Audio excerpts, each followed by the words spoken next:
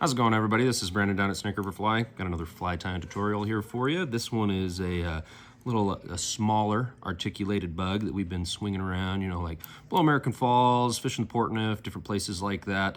It's real, slender, tons of great movement. More or less it is a micro peanut, but we're calling it the little pea.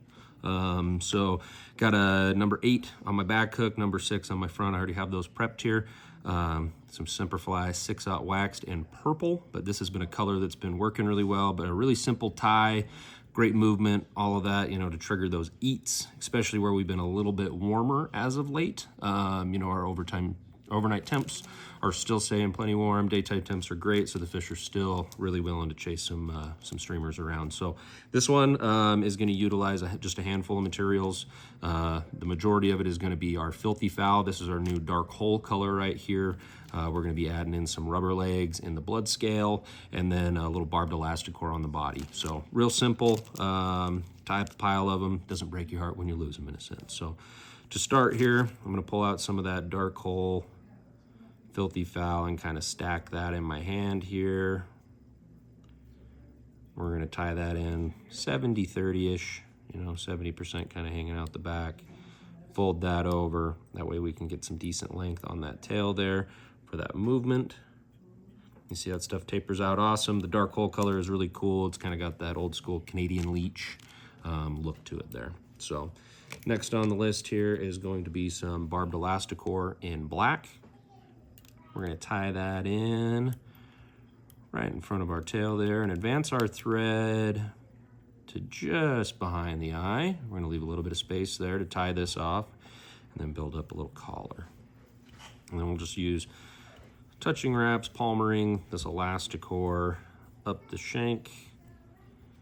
This elasticore is awesome with the flash and the fuzziness, right? And, you could use hydro, but when you get down in these side, like smaller bugs, it just eliminates some of the trimming. So we've got that tied off there. Now we'll take 2 of those blood scale legs in the full length. We're just going to fold those over our thread, tying those in, a couple securing wraps on my side, taking the stuff that's hanging out the front and pulling it over the top, and then capturing that there. And then on these legs, I'm going to cut them long, and then you can kind of adjust them as need be while on water, kind of thing. So after we got those legs tied in, we'll come in with a little bit more of this dark hole Filthy Foul. One cool thing that we've been doing, you can alternate your colors, 2 tones, belly colors, all that stuff, with some of these classic patterns. And so I'm going to take another clump about the same size as the tail of that, or the tail of our Filthy Foul here. And on this one, I'm just going to stack it right on top. I'm going to leave the belly kind of exposed because after we articulate this thing, we're going to have another little veil there on the end that'll kind of help clean up our tracks. But keeping that sparseness is the key.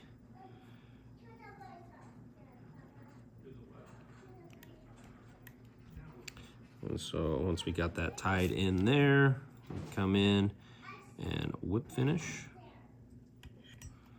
like so. Some imaginary glue goes on there to hold it all in place. Drop that down.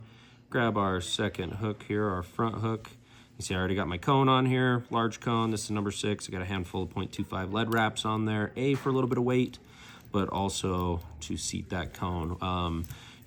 By doing it this way, you're going to get a kind of a jigging motion with this streamer. If you want, you can add some lead wraps into the back end of this, and it'll allow that streamer to ride a little more flat, a little more level. You can do that with all of your bugs. So here to articulate it, backing, the braided wire, coated stuff. Or what I have here is some, I think this is 80-pound Power Pro braid. Just a little more rigid. We'll bring that down, just down the shank. And then I got a red glass bead here. We're just gonna use a single on this. And slide that down your backing. Grab your back end here. Put that up through the eye of the hook. And then back through your bead. We do have some other articulated tutorials. Larry has a few tricks too on how to do this, but this is the way that I like doing it. We'll pull that up almost flush, and we're just going to give this a couple securing really loose wraps. That way we can get this adjusted to right where we want it. And then we'll wrap back down on that.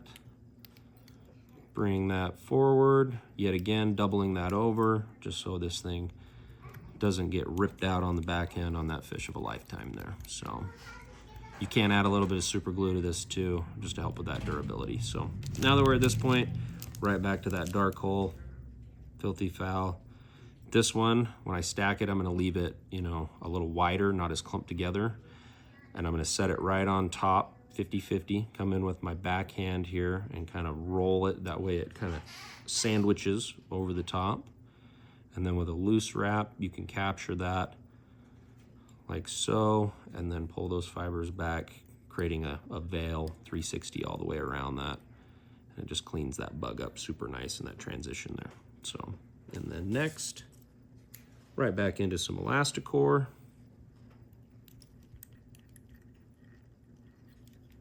And we'll bring that up just behind the cone.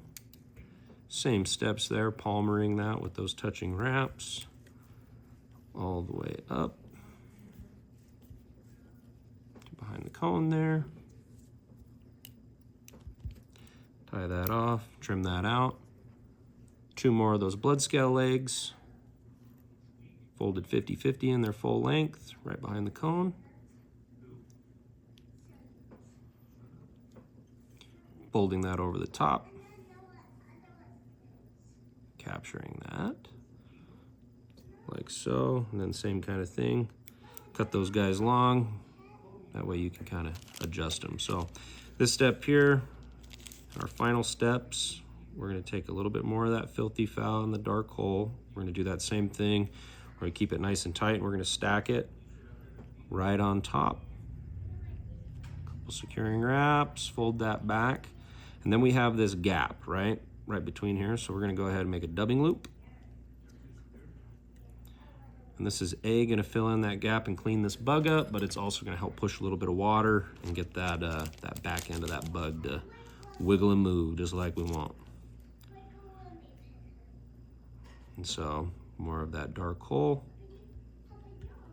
Stack that in your loop. Don't need very much on this one, about 1 inch or so. We'll spin that up. Oop, don't want to get your leg caught in there. That's bad news.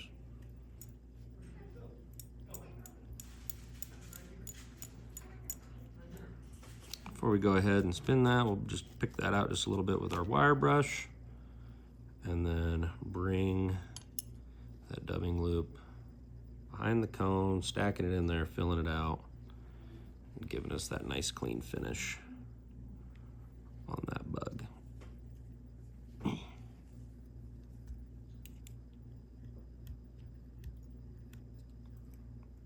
Trim that loop out, and we can come on in and whip finish like so.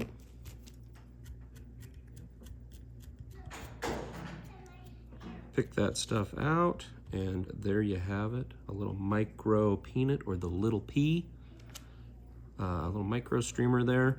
Like I said, it's been a great bug, you know, swinging up below American Falls, on the main stem of the snake, Portneuf, you name it. We got a ton of colors of filthy foul, barbed Elasticore, so your color combinations are limitless in that regard there, but this black and that dark hole has been really effective. It's a great fall pattern, be really good in the spring too, especially as we get a little runoff and stuff kind of rocking and rolling.